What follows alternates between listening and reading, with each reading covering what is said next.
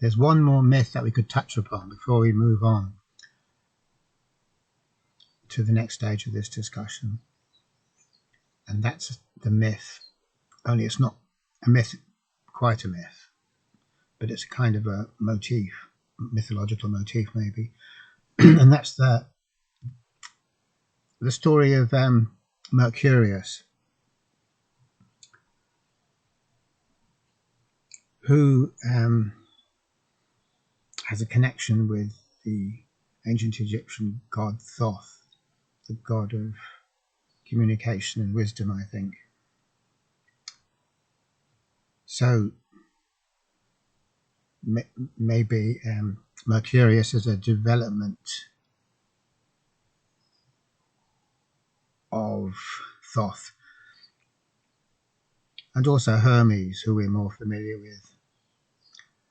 And we can see the connection with Hermes and Mercurius, because Hermes, we know, is kind of fast, he's kind of speedy, because he's got those trainers on with little wings, and he's the messenger of the gods. And because he's got those little wings on his trainers, he scoots around really, really fast, and that's what we associate with Hermes. Obviously, if you're the gods and you want a messenger, you'd get a fairly fast messenger. You wouldn't get someone who's going to lounge around.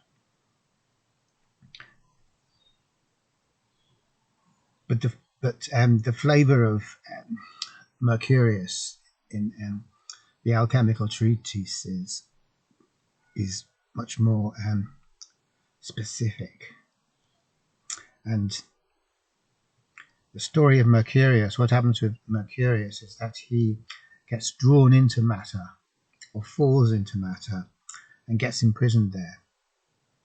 And he gets imprisoned by falling into a very deep, deep sleep, like a comatose sleep, like a coma that lasts for millennia, a very, very deep coma, with no traces, no flickers of any vital signs at all. It's kind of like death, but it isn't death, but it's that very, very, very deep state of sleep.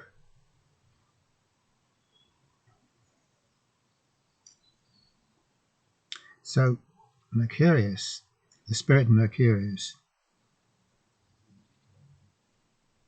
is a very mobile creature, very, very mobile, faster than the wind, and there's nowhere he can't go to. So for him to be stuck in matter, frozen solid as it were, completely inert, completely lacking in any sign of life, represents a very great reversal. So it's going from one state to the complete antithesis of that state. So Mercurius is, for the alchemist, a symbol.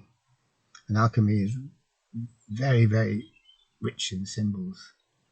Probably the richest you could ever get, or anything could ever get.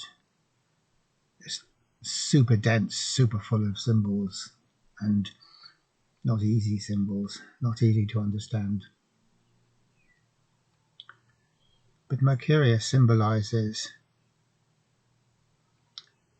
that element which is fleet of foot, that element which is not contained, cannot be contained, will not put up with being contained, and yet he is contained in matter. And the task of the alchemists is therefore to free him from matter, to awaken him and free him from this prison, which is a very, very difficult task.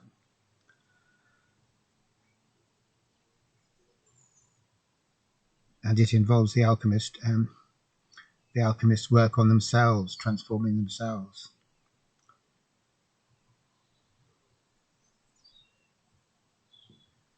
So we can see straight away the connection with the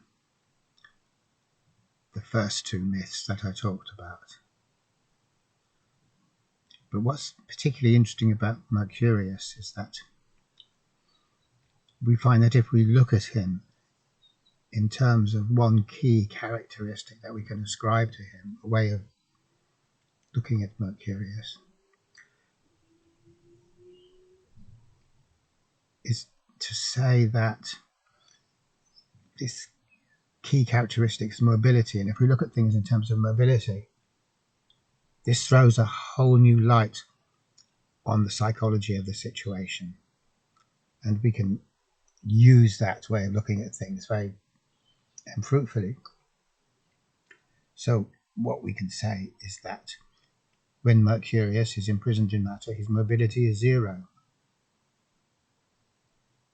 And when the spirit Mercurius is not imprisoned in matter, then his mobility is unimpeded, it's infinite.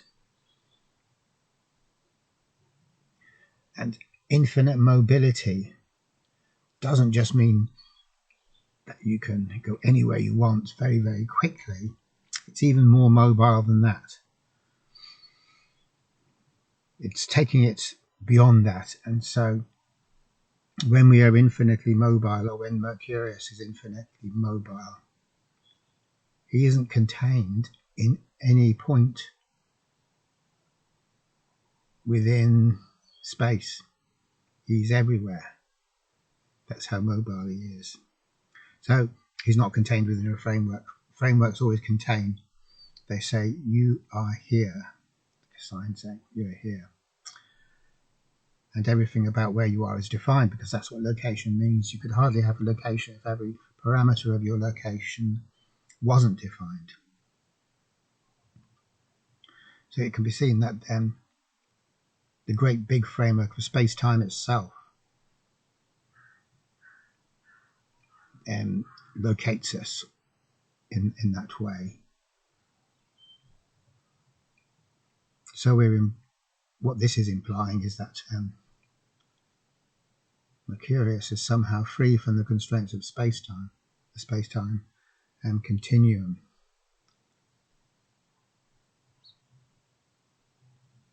So we can relate that by a fairly easy jump to say that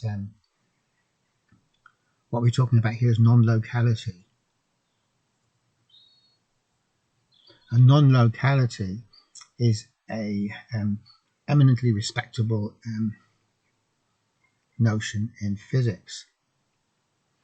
Locality as a paradigm is, of course, super respectable. In fact, it used to be the only thing we knew, or we ever knew, as locality. The idea that there could be something which is non-local, no one even thought about it. They certainly didn't talk about it in science anyway, until quantum theory necessitated us seeing things in respect of their nature of non-locality, because we were compelled to acknowledge that in their essence, apparently local things, apparent particles, are actually non-local, and that they become local when the wave function is collapsed, but the natural state is to be completely non-local, which means they're not anywhere, or they're everywhere, whichever way you want to put it. So then we can move on from looking at Mercurius and the way that he gets trapped in congealed matter, where he has to endure confinement for eons and eons, to looking at a kind of basically fairly modern idea in physics, where we look at the collapse of states of being which are multivalent, which is to say in which every single possibility has equal footing. They all exist equally in an uncollapsed state. It's as if the universe hasn't made up which way it's going to be, so it is all of them and none of them all at the same time. And then when a collapse happens, a huge amount of information is lost from the system, and the universe, or that part of the universe, makes up its mind, and all other possibilities are then lost. So we go from a non-local state to a local state. We go from non-locality to locality, which can be seen in terms of an increase in the entropy of the system. So all of that's eminently scientific, as I was saying. Don't have to be talking about any strange symbols that we aren't used to and that don't seem to resonate with us. So then, what we're saying basically is that quantum theory is a modern version of the alchemist's particular mythological motif of Mercurius, really.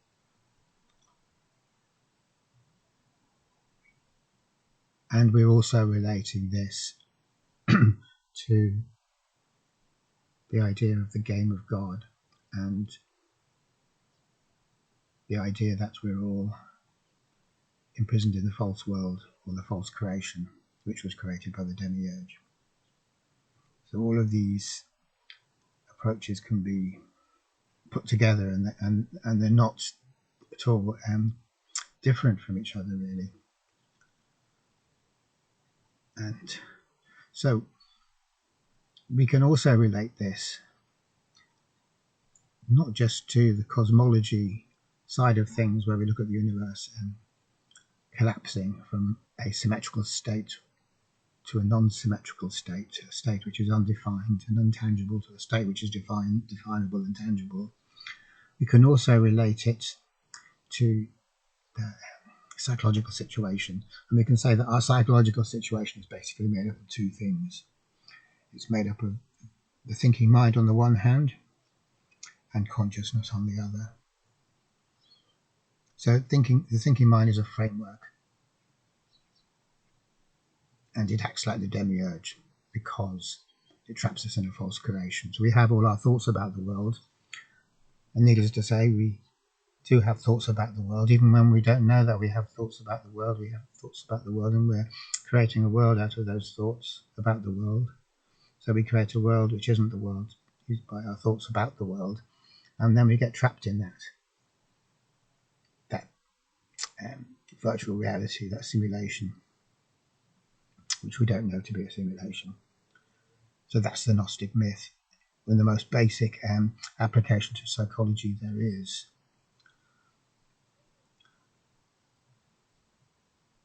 That we think the thinking mind is serving us, but really it is like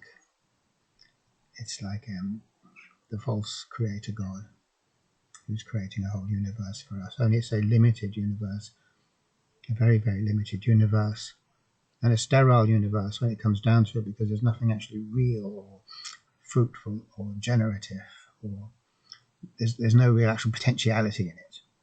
The potentiality means that there's something in it that isn't previously defined as being in it or programmed into it.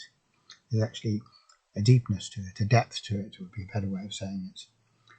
So real reality has depth to it because there's potential, infinite potential in it.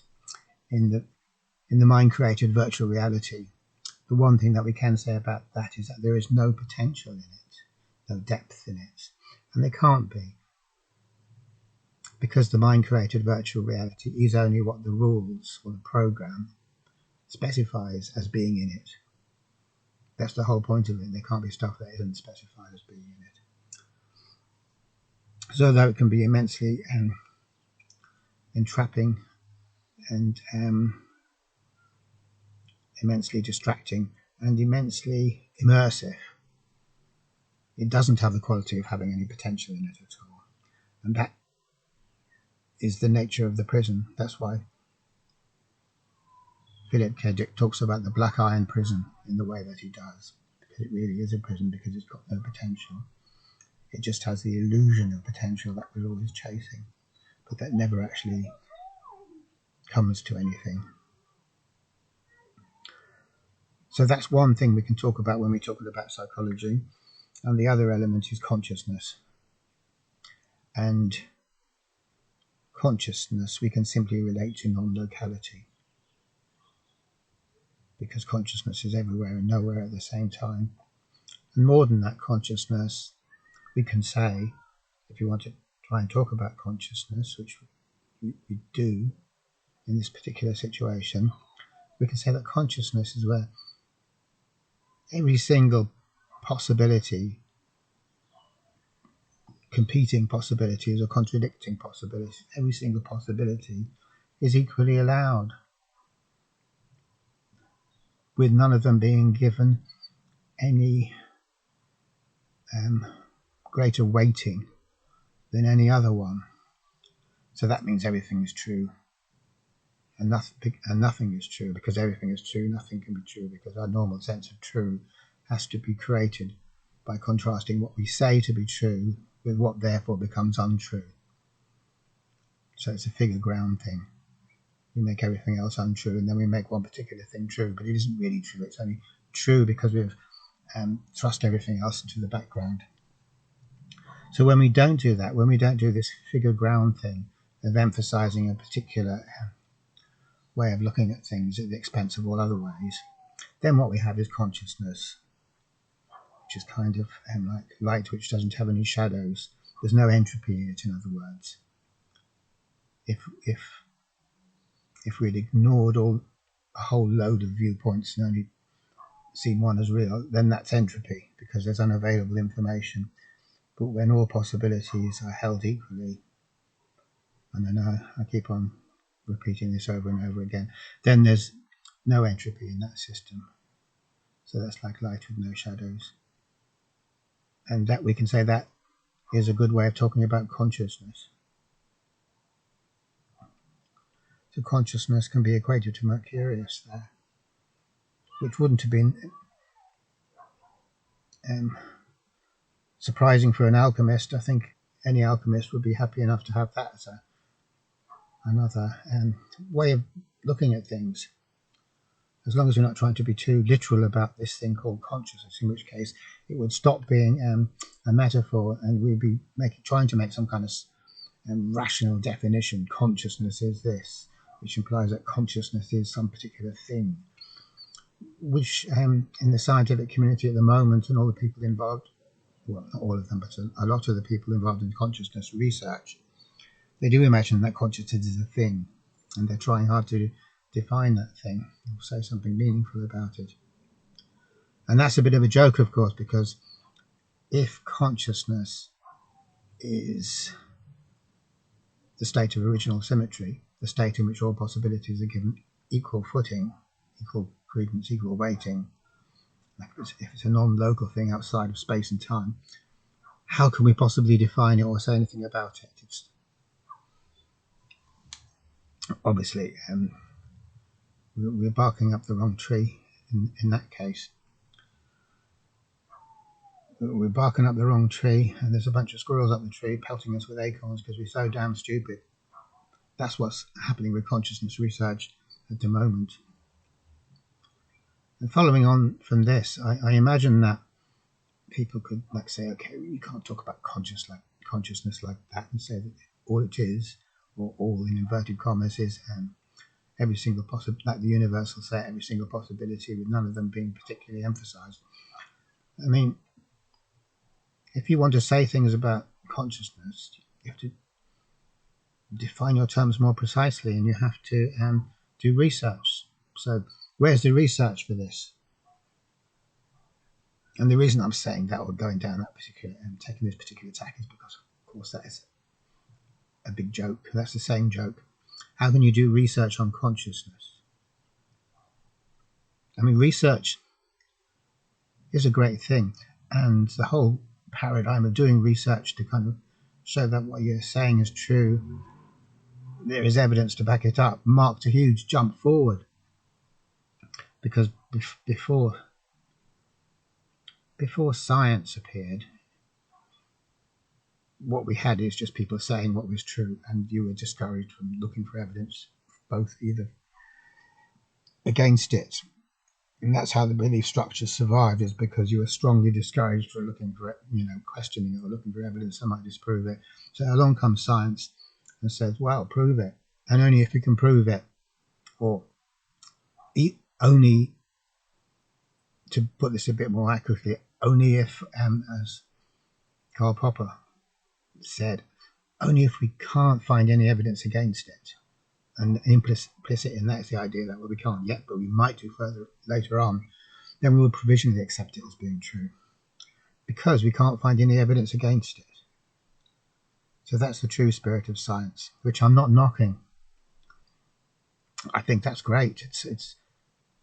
It's a noble venture, even though science has, in many ways, degenerated from that and turned into a mere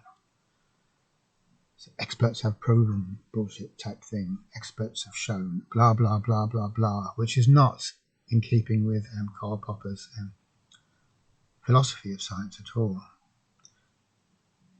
It's more in keeping with the philosophy of bullshit, really, or bullshit philosophy. The bullshit philosophy of degenerate scientism, as Schumacher calls it. But to get back to the point, we can't have research on consciousness, because research always needs a framework.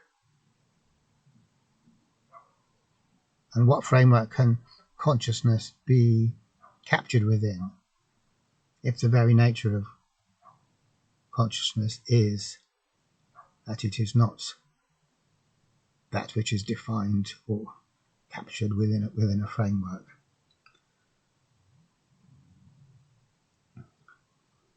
So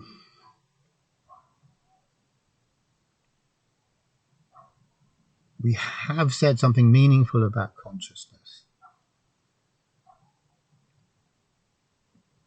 and that meaning can resonate very, very strongly if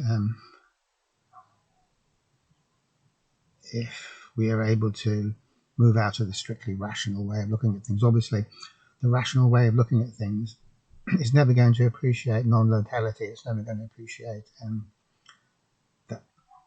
the prior symmetrical situation to everything upon which everything is predicated, because rationality will say, prove that this symmetrical a priori situation exists in a ludicrous way, exactly like a branch saying, prove that the tree exists. Totally and fantastically ludicrous.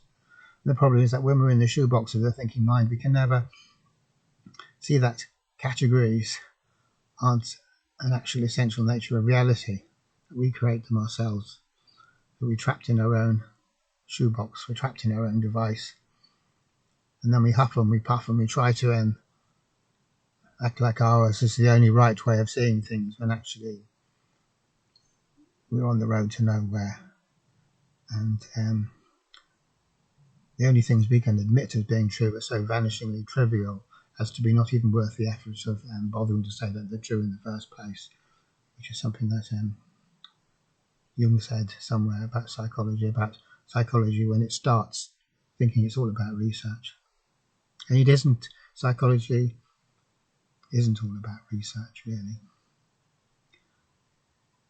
because you can't do research upon that which can never be put in a box.